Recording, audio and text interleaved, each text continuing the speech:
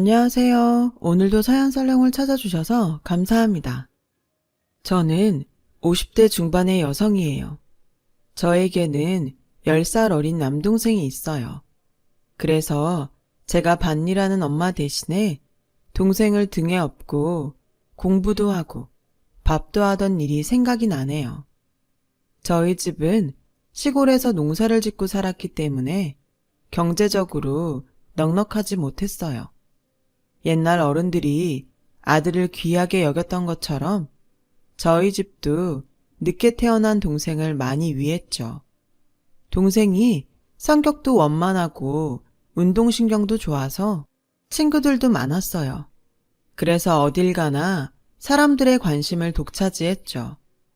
저는 좀 얌전한 편이었기 때문에 그런 동생이 부러웠습니다. 동생은 저도 잘 따랐고 집안일도 잘 도와줬어요. 저에게는 가장 친한 친구나 마찬가지였어요. 그런 동생이 야구를 하고 싶다고 했을 때 저는 동생을 밀어주자고 적극적으로 부모님을 설득했어요. 어떻게든 동생의 소원을 들어주고 싶었거든요. 엄마는 한숨을 푹 쉬시며 나도 정훈이 하고 싶다는 거 다 해주고 싶지. 그런데 우리 집 형편이 그럴 만한 능력이 안 되잖아. 엄마, 나도 벌게. 내가 고등학교 졸업하고 바로 취직하면 되지. 라며 동생이 좋아하는 야구를 시키자고 했죠. 저는 그때 고2였기 때문에 1년 반 정도만 기다리면 취직을 할 수 있었거든요. 원래는 전문대에 가서 무역 관련 공부를 하고 싶었지만 얼른 돈을 벌어서 동생 뒷바라지를 해야겠다는 생각이 더 컸어요. 동생은 야구를 할 수 있게 되자 너무 좋아했고 그런 동생을 보는 게 저도 행복했어요. 그리고 고등학교를 졸업한 후에 바로 어느 회사 사무원으로 취직했어요. 들어갈 때는 일반 사무원이었지만 회사가 작아서 그런지 저한테 격리 업무까지 맡기더군요. 저는 격리 실무에 필요한 것들을 따로 독학으로 공부하면서 열심히 회사 생활에 적응해 갔어요. 동생은 초등학교 야구부에서 열심히 야구를 했죠. 지방에 있는 학교라서 부원이 많은 건 아니었지만 동생은 특유의 운동신경 덕분에 4번 타자가 됐고 야구로 유명한 중학교에 갔어요. 그러는 동안 저는 지방 도시에 있는 회계사 사무실로 직장을 옮기게 됐어요. 제법 큰 회사였는데 전 회사의 경력을 인정해줘서 격리 경력 사무원으로 들어가게 됐죠. 제가 상업계열 학교를 졸업한 건 아니었지만 따로 독학을 했던 것이 많이 도움이 됐어요. 제가 버는 돈은 많아졌지만 동생한테 들어가는 돈이 많았기 때문에 집안 형편이 나아진 건 아니었어요. 그래도 부모님은 제가 조금씩 아껴서 용돈을 드리면 제 덕분에 편해졌다며 아주 좋아하셨어요. 그런 부모님을 보면 더 돈을 잘 벌어서 정말 편하게 해드리고 싶다는 생각이 들었죠. 동생이 야구로 유명한 고등학교에 들어간 후 저는 좀 더 보탬이 되고 싶어서 다른 회사를 찾아봤어요. 그때 회계사 한 분이 저를 부르셨어요. 내가 다음 달에 큰 회사로 옮기는 거 알지? 거기에 격리 경력직을 뽑는다는데 추천해 줄 테니까 면접 한번 봐. 그분은 제 사정을 알고 계셨거든요. 저는 흔쾌히 그러겠다고 했고 열심히 준비해서 면접을 보러 갔어요. 그리고 합격 통보를 받았죠. 회사가 크다 보니 규칙도 더 많고 일부담이 있었지만 저는 다 괜찮더라고요. 동생은 그런 저한테 누나가 나 때문에 많이 애쓰는 거 알아. 그래도 건강도 챙기면서 일해. 내가 꼭 성공해서 누나 호강시켜 줄게. 말만이라도 고마워. 나도 건강 잘 챙길 테니까 너도 열심히 해. 서로를 위로했어요. 그리고 회사에 들어가고 몇 개월쯤 지났을 때 남편을 만나게 됐어요. 남편은 기획팀에서 일하고 있었는데 영수증 처리가 잘못돼서 격리부에 왔다가 저와 만난 거였어요. 남편은 좋은 대학을 나오고 공부도 많이 한 똑똑한 사람이었어요. 저는 남편의 그런 면들에 끌렸고 남편은 제가 엄마처럼 잘 챙겨줘서 좋다고 하더군요. 그 사람은 좀 어린애 같은 데가 있긴 했지만 공부만 하느라 세상 물정을 잘 몰라서 그런다고 생각했어요. 그러던 어느 날 남편이 제게 청혼을 하더라고요. 나는 은진이 너처럼 나 잘 챙겨주는 사람은 못 만날 것 같아. 우리 결혼하자. 응? 내가 행복하게 해줄게. 근데 현우 씨 집에서 나보고 뭐라고 안 해? 현우 씨네는 잘 살잖아. 우리 집은 그냥 농사 짓는단 말이야. 괜찮아. 우리 엄만 나한테만 잘해주는 여자면 다 오케이야. 그래서 저와 남편은 각자 집에 인사를 가게 됐어요. 남편 집에 갈 때 굉장히 많이 걱정하고 긴장했는데 부모님들이 생각보다 편하게 대해주셔서 한시름 놓았죠. 저희 부모님도 남편을 좋아하셨어요. 근데 동생이 별로라고 하더군요. 나야 누나가 좋다고 하면 할 말은 없지만 남자가 철딱서니가 좀 없어 보여서 그래. 라고 하자 엄마가 야, 네 누나 잘못하면 네 뒷바라지만 하다가 늙는다. 좋은 사람 있을 때 결혼해야지. 라고 하셨고 동생도 알겠다며 둘이 잘 살라고 해줬어요. 그렇게 저희는 별 다른 갈등 없이 결혼식을 하게 됐어요.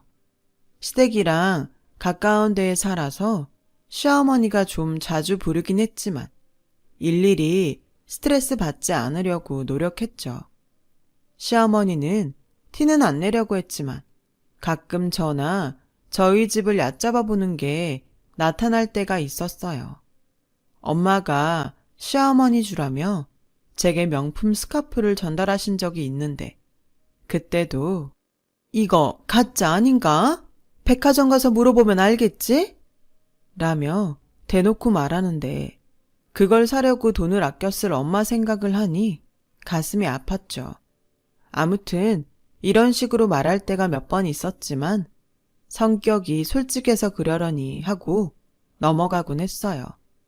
그렇게 결혼하고 1년이 좀 넘었을 때였어요. 엄마한테 전화가 왔는데 동생이 어깨를 다쳐서 서울에 있는 대학병원에 가서 수술을 받아야 한다는 거였어요. 저는 너무 걱정이 돼서 그 길로 서울에 따라갔죠. 동생은 수술한 후에도 재활하는데 꽤 시간이 걸린다고 하더라고요.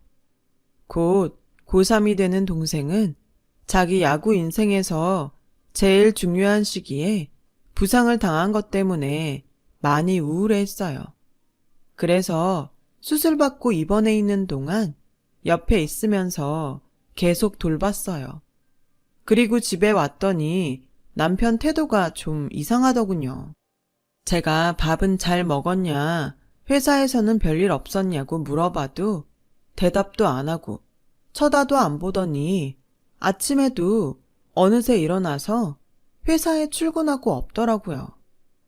저는 회사에서 무슨 일이 있었나 하고 별 생각 없이 은행에 갔어요. 그런데 생활비 통장에 잔고가 싹 비어져 있는 거였어요. 생활비 통장은 저하고 남편이 같이 쓰는 건데 남편이 자기 월급에서 생활비 할 만큼만 넣어주고 있었거든요. 저는 남편한테 바로 전화를 했죠. 당신 말이야. 그렇게 동생이 좋으면 동생이랑 살지. 나랑 결혼은 왜 했어? 며칠씩 집을 비우고 친정 동생한테 가 있는 게 말이 된다고 생각해? 지금 그랬다고 생활비를 몽땅 빼버렸다는 거야? 무슨 장난해? 그리고 지금 동생이 수술해서 아프잖아. 애가 야구를 못할까봐 우울해 있는데 누나가 돼서 그 정도도 못해?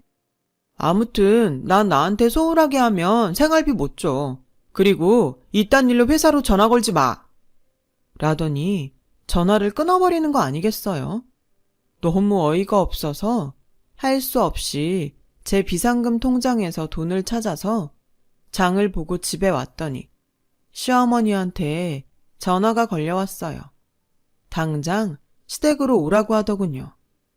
네가 우리 현우랑 결혼했으면 현우 보살피는데 힘을 쏟아야지. 동생한테 그렇게 며칠씩 가 있으면 어떡하니? 그럼 우리 현우는 누가 밥 해주고 누가 챙겨주라고? 너 그거 하나 잘한다고 해서 내가 두 말 않고 결혼 허락한 건데?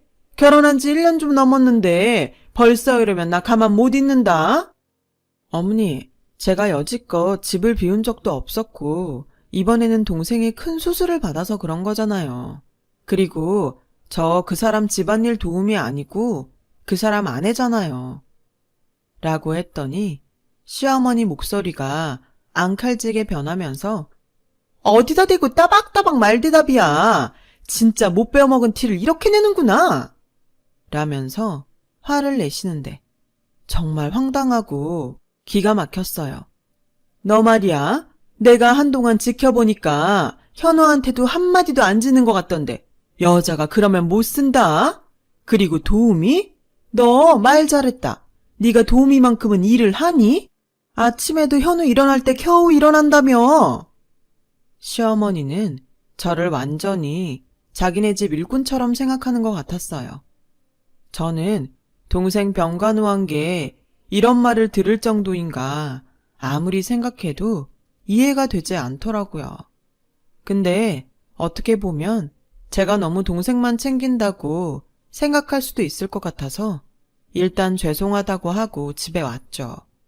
남편은 그날 저녁 집에 와서 생활비 봉투를 내놓으며 당신이 이번에는 반성하니까 특별히 봐주겠는데 앞으로는 이런 일 없게 하라고. 알겠어? 되려 큰 소리를 치더군요. 저는 제가 처음으로 집을 오래 비운 게 섭섭해서 그러겠지 라고 좋게 생각했어요. 하지만 그 후로도 남편은 자기 비위에 안 맞으면 생활비를 끊어버리기 일쑤였고 나중에는 제 카드도 압수해 가곤 했어요. 그럴 때마다 시어머니는 저를 불러서 배운 게 없고 보고 자란 게 없으니 어디부터 손을 봐야 좋을지 모르겠네 라며 매번 배운 게 없다며 모욕적인 말을 하셨어요. 그러다가 저는 몸이 너무 무겁고 아무것도 먹을 수 없는 날이 많아져서 병원에 갔다가 임신 6주라는 얘기를 듣게 됐어요. 저는 임신했다는 얘기를 듣는데도 하나도 기쁘지가 않더라고요. 그래도 나한테 온 아이인데 이러면 안 되지 하고 저녁에 남편한테 임신 소식을 알렸어요. 아, 그래? 알았어. 근데 임신했다고 또 친정에 가버리고 집안일 제대로 안 하고 그러는 거 아니지? 그런 식으로 하면 나 진짜 못 참아.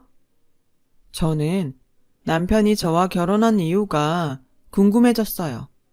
그러다가 청혼할 때 저처럼 자기를 잘 챙겨줄 사람은 못 만날 것 같다고 한 말이 생각나더군요.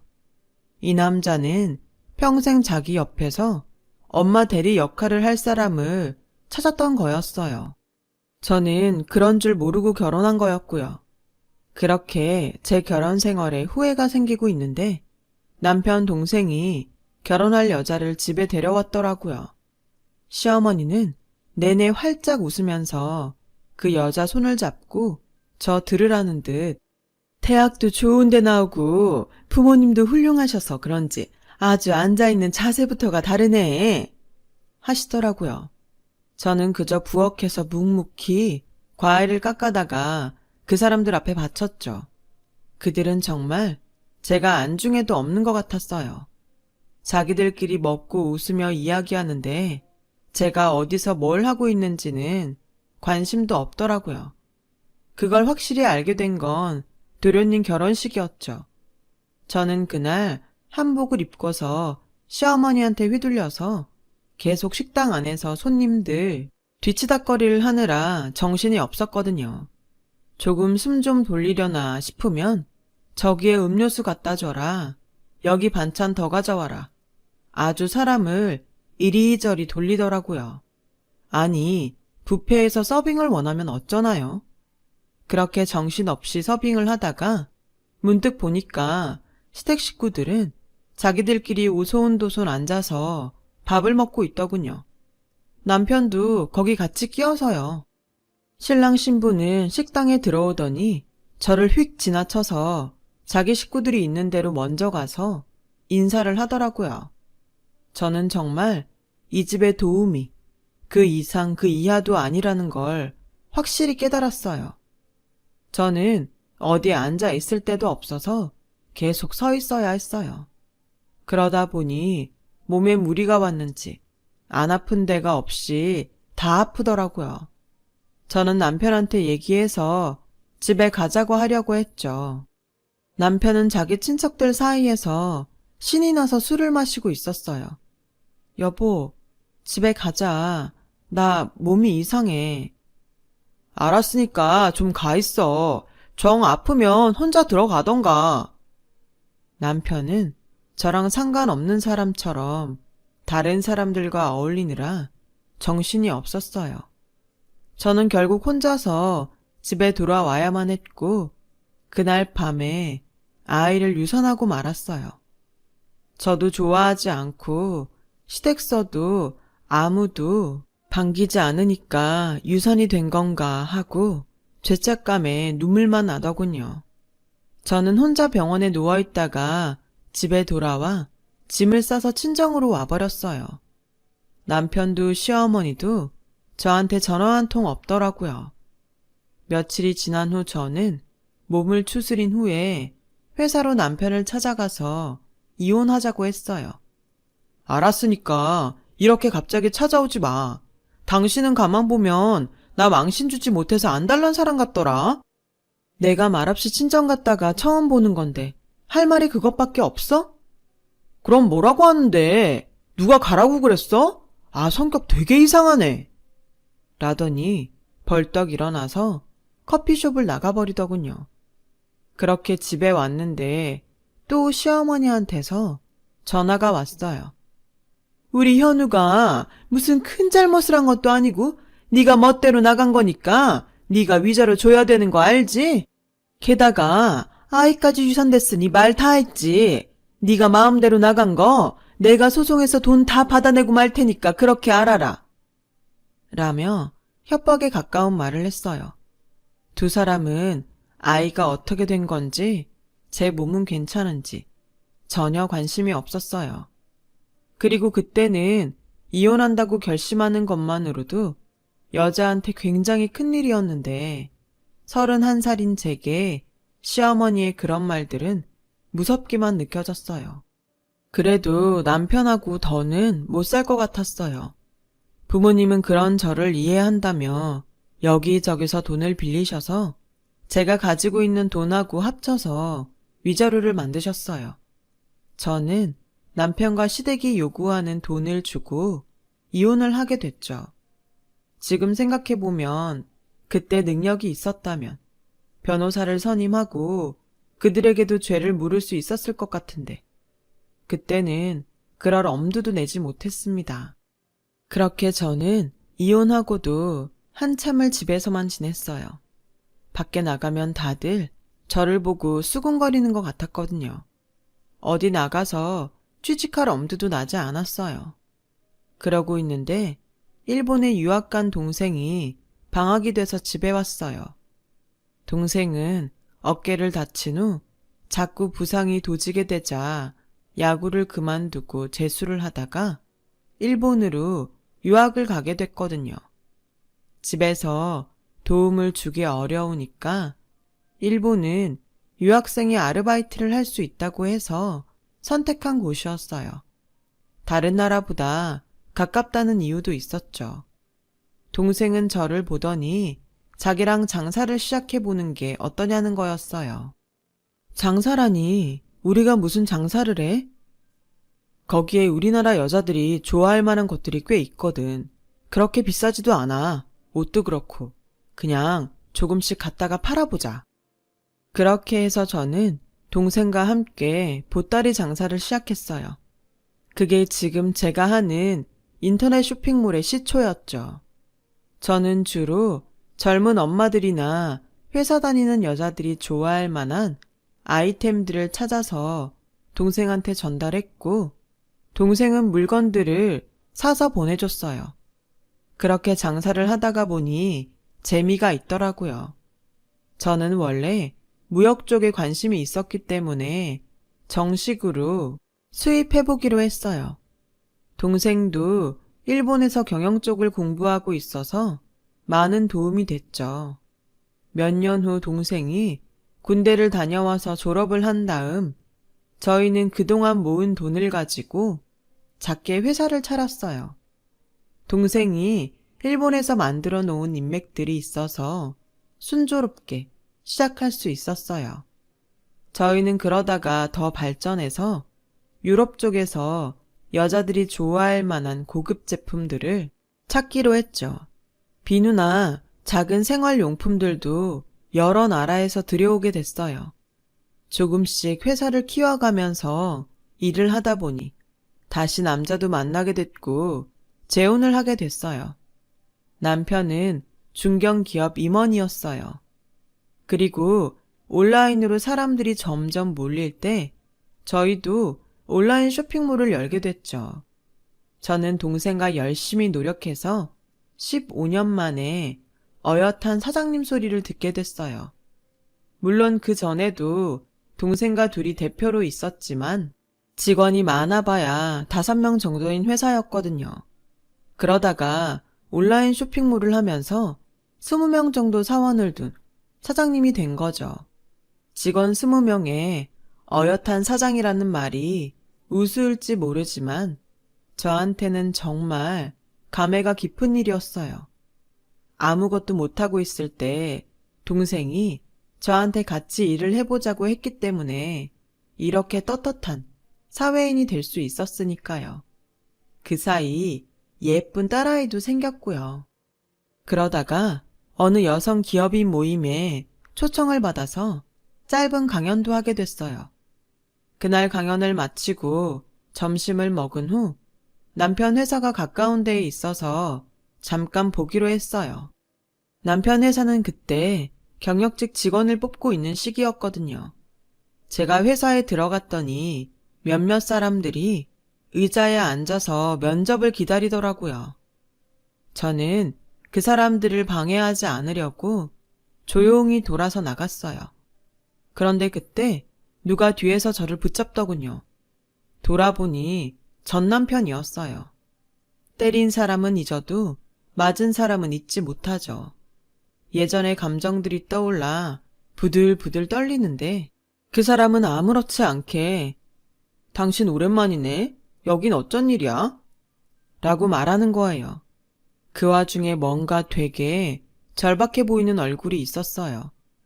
그런 중에 안에서 직원 한 명이 나와서 김현우 씨, 다음에 면접 들어가셔야 돼요. 라고 하더군요. 그러자 전 남편은 저를 놔주고 면접을 보러 들어갔어요. 시댁에서 있었던 일들이 떠올라 이가 갈렸어요. 다음날 전 남편은 저를 찾아와서 그 회사에 아는 사람이 있냐며 자기 얘기를 잘해달라고 사정을 하더군요. 알고 보니 그 사람은 회사에서 정리해고를 당해서 몇 년째 실직 상태라서 재혼한 부인도 친정에 가 있다고 하더군요. 내가 아직도 그쪽이나 보살피는 도우미인 줄 알아요? 라며 차갑게 말했더니 그 사람은 저를 붙잡고 내가 이렇게 부탁할게. 한 번만 도와주라. 응? 하길래 저는 내가 이렇게 부탁할 테니까 이것 좀 놓고 가세요. 라며 거절했어요. 제가 누구한테 부탁을 해서 그 사람 취직시켜줄 수도 없는 입장이었고요. 하지만 전 남편은 끈질겼어요. 자꾸 전화를 했고 전화를 차단했더니 회사까지 또 찾아왔어요. 저는 볼 일 없으니까 오지 말라고 했죠? 자꾸 이러면 경찰 부를 거예요. 라고 했더니 남편은 그제야 제 눈치를 보며 사무실을 나갔어요. 그런데 문제가 더 커졌어요. 이제는 시어머니까지 데리고 나타난 거죠. 전에도 저랑 무슨 일만 있으면 시어머니한테 전화해서 다 얘기하더니 그 버릇을 아직도 못 고친 모양이었어요. 전 시어머니는 여전히 제 앞에서 도도한 척 하시더라고요. 내가 좀 보니까 네가 살만해진 것 같은데 그렇다고 사람이 그렇게 안면 싹 바꾸면 되겠니? 예전에 네가 우리 집에서 어떤 위치였니? 지금처럼 이럴 수 있는지 어디 생각해봐라. 그러자 마침 와있던 남편이 사무실에서 나와서 한마디 하더군요. 정말 듣자 하니까 너무하시는군요. 지금 이 사람은 제 아내입니다. 댁들이랑은 아무 상관도 없다고요. 저도 그쪽에서 한 얘기 좀 들어서 아는데요. 무슨 사람을 집안 도우미처럼 부려먹고 자기 아들 비위 못 맞추면 사람 취급도 안 했다면서요. 사람이 그러면 안 되죠. 이 사람이 유산했을 때도 괜찮냐는 말도 안 했다는 사람들이 이제 와서 자기들 살겠다고 취직을 부탁해요? 거기 김현우 씨, 나 기억하죠? 그날 면접 봤잖아요.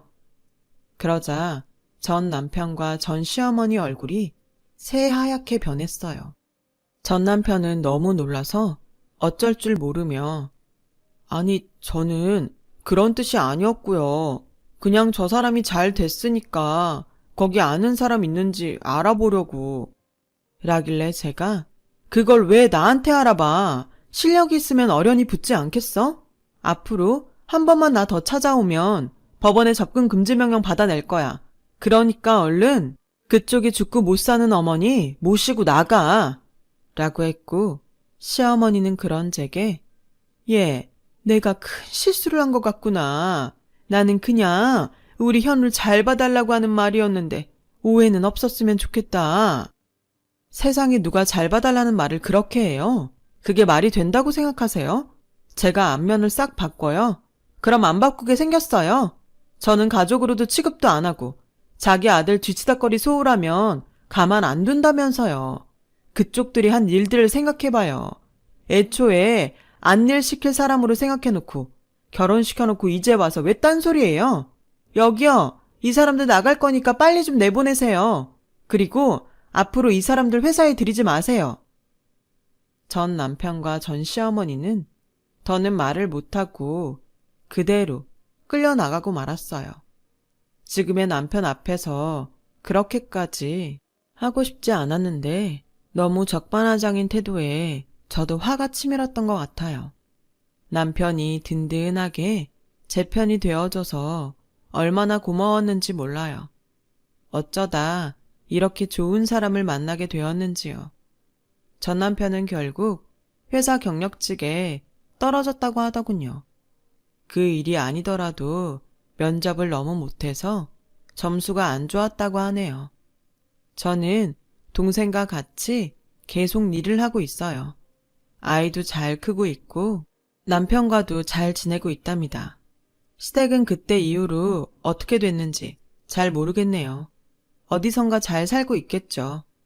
아무것도 모를 때는 시댁 탓만 하고 살았었는데 시간이 흐르고 나니 제 자신도 돌아보게 되더라고요.